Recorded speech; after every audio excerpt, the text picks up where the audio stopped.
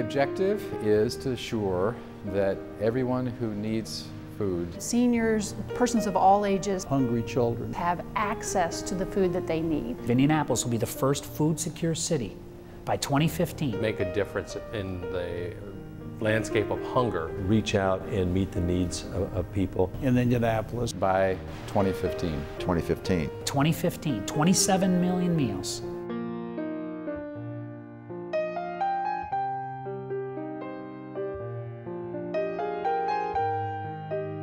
I had the good fortune of being the executive director of the United Nations World Food Program for 5 years. The largest humanitarian agency in the world. Hunger is the most serious health issue in the world, and an investment in a child's good nutrition early in life is the single most powerful economic investment any community or any country can make in its future. We now know that there are about 5,000 kids in Marion County who show signs of chronic malnourishment. We know there's a problem. We know it's a problem for seniors as well. It's predicted that with various demographic trends, the biggest percentage rise in the hungry in the coming years is going to be for seniors. Malnutrition with older adults leads to a number of health issues, frequent hospitalization, all types of issues like that. So it's very serious. And it's suburbanites. Calls to 211 for help with food assistance, half of the calls are from people who have never needed food assistance before, and they don't know what to do. And many of them live in places that haven't really had to deal with this before. For me, it's the moral issue. Just the general sadness of hungry children is unacceptable in a community or in a country as prosperous and successful as we are. 7-8 blocks from my company, Eli Lilly. This hidden hunger of not knowing when and where the next meal is going to come from.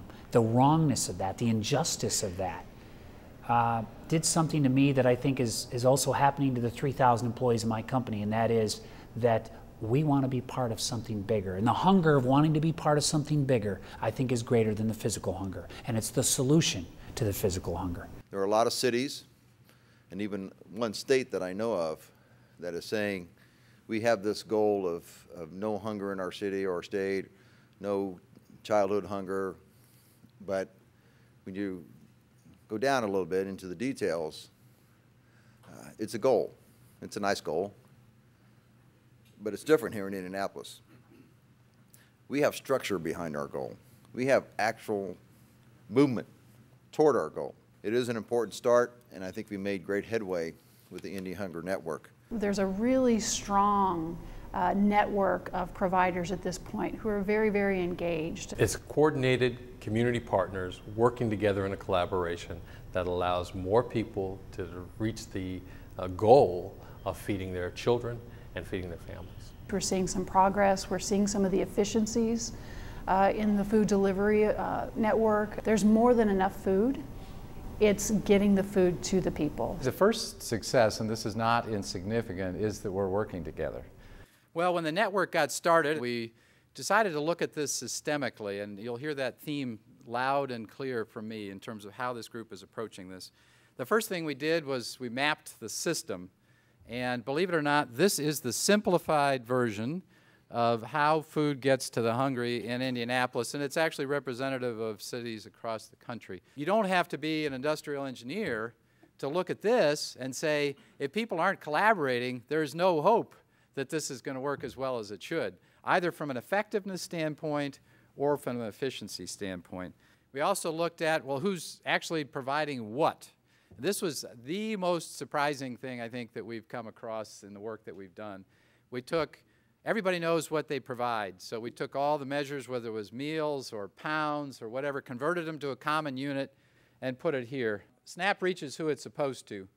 The average household income, about $731 a month on average. You do the math for a family of 3 or 4, you can't make it. SNAP does not create dependency. The average time on the program is 9 months. As I said, most of these people are working folks. The way that we're approaching this is data-based. We really want this to be sustainable, and the way that we see that happening is by doing projects as a network that strengthen the partners. So if in 3 years' time, Gleaners is much stronger, Second Helpings is much stronger, and our federal programs running through the state are much stronger, we have a sustainable solution to the problem. Backsack is weekend food where the kids carry it home from school on Friday and they bring the backsack back empty on Monday. This program runs through Gleaners. We brought in Six Sigma Black Belts. That's a process improvement methodology from Lilly. And we now have something that's as good or better than anything in the nation in terms of how you do backsacks, how efficiently they're packed, the quality of the nutrition that goes into those backsacks, and importantly, the targeting of those to the right kids at school, the kids that need it the most, and that's those 5,000 kids that I mentioned showing signs of chronic malnourishment. Last year, 250,000 more meals for kids than the year before. That was a combination primarily of backsacks and the summer meals program. 250,000 meals because we're looking at it systemically and thinking that way.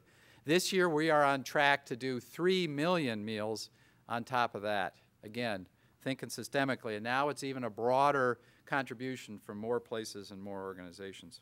And I've talked a lot about meals and not much about nutrition. Nutrition is obviously critical as well.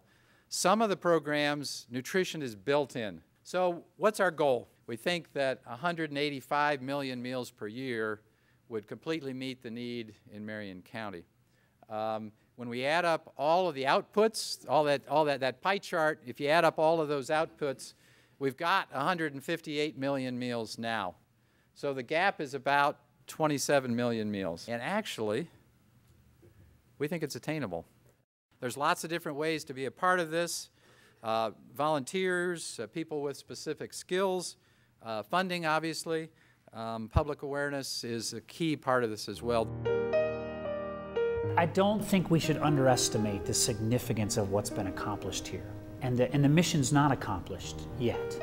But to bring many organizations together in this Indy Hunger Network, and the humility and the burning vision of saying we are going to deal with hunger, I believe is why it's not happening in very few cities around the world. The city's aspirations have been very, very high for a city of our population.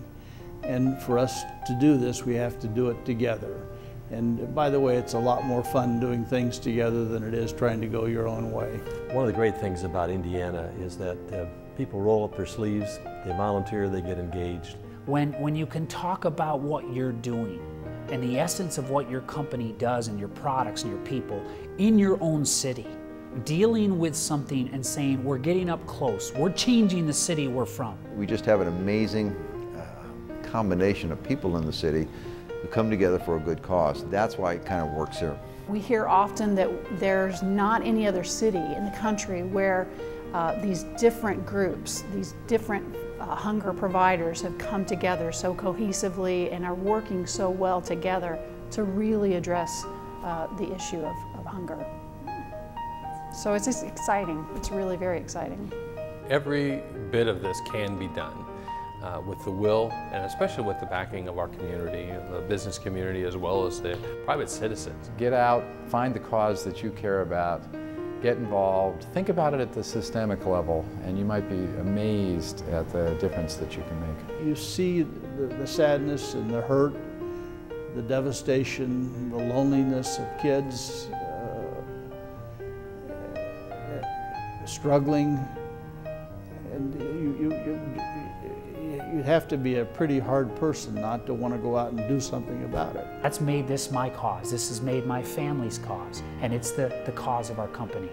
And that is making food safe, abundant, more affordable, and making instances where there's families, there's children, where food is a game of when and where it's going to come from is not going to happen anymore in the city that I come from.